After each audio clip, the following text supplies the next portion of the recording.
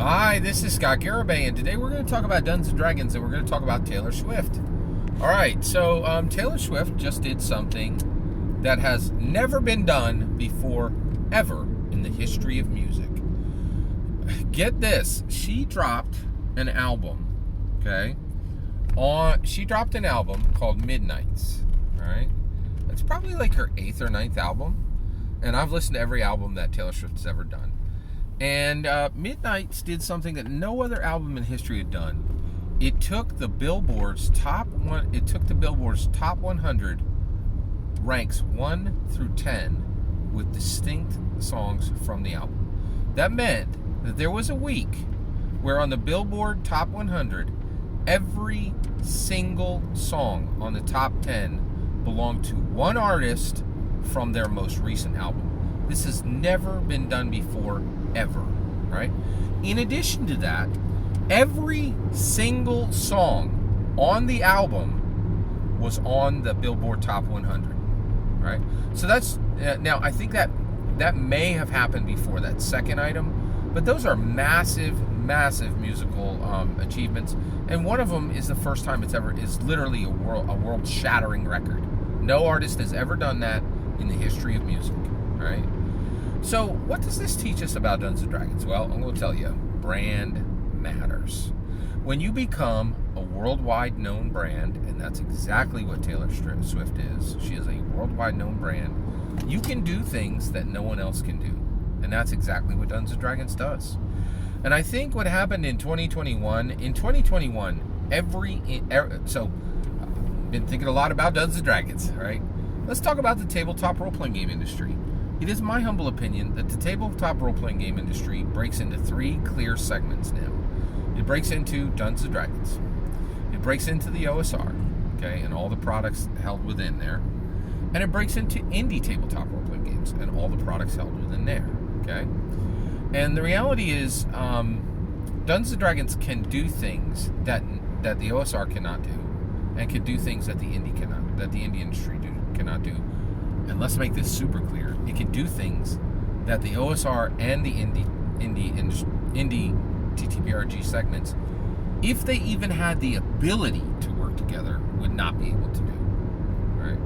And it's a whole host of things. One is this is right now the physical product line connections that are used for tangible campaign construction. Dungeons & Dragons, when you play Dungeons & Dragons, you have a choice, and you can split out, and you can do intangible campaign composition.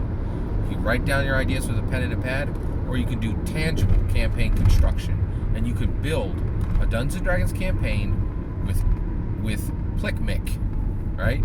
You can physically build a campaign with Funko Pops, Lego, Yahtzee, yes, I know that one surprised a lot of people. Magic the Gathering, all right. Plickmick. Oh yeah, Kid Robot, their products, 3-inch vinyls, and last, crayons. And no OSR, no tabletop role-playing in the world can you possibly do that. No OSR has official connections to 6 distinct physical platforms for building campaigns. There's no other tabletop role-playing game in the world. Also, in addition, because Dungeons & Dragons has become a world connecting factory.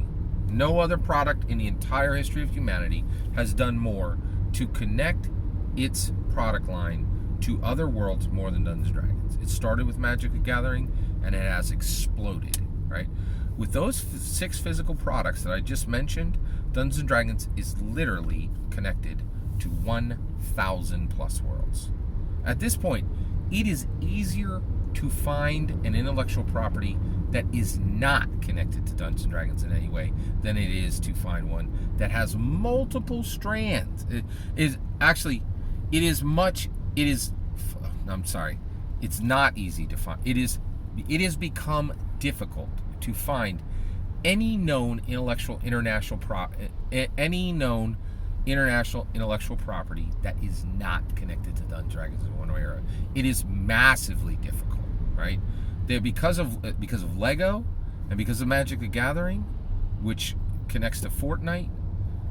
You're talking this. It's not a joke. There's literally 1,000 worlds. Like it's the first product ever to be connected to a millennium of worlds. It is a millennium world connection factory, and the work that began with Plane Shift is complete now, and there are literally 1,000 worlds connected to Dungeons & Dragons, in my humble opinion. Right? So the reality is brand matters.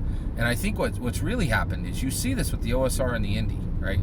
Every single OSR major company, every single indie major company, there are virtually no major companies left that are not making 5e product.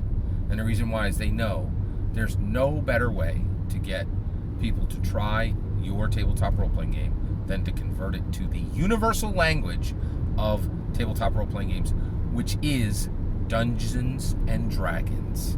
The world knows Dungeons and Dragons. Convert your game to modern Dungeons and Dragons, and you're finished. You can sell it to anyone, right? Run with your own engine. Half the world won't even touch it. Half the TTRPG world won't even touch it. They won't even smell it, right? They won't take it off the shelf. They won't put it in their hands. They won't even look at it, right? But you just you connect it to Dungeons and Dragons, and that's what's happened. Is OSR and indie are like, we have to convert these to 5e, or it's going to die on the shelf, and that's where we are, right? So the reality is, Taylor Swift has proven in America nothing matters more than brand, right? And when it comes to tabletop role-playing games, no brand in the world matters except Dungeons and Dragons. That's just a simple fact. And Dungeons and Dragons, just like Taylor Swift can do things no other artist on the planet can do, Dungeons and Dragons can do things that no OSR and no indie can even dream of. All that's my humble opinion. I'm eager to hear yours. Let me know in the comments below. Please consider liking and subscribing, and have a wonderful millennium.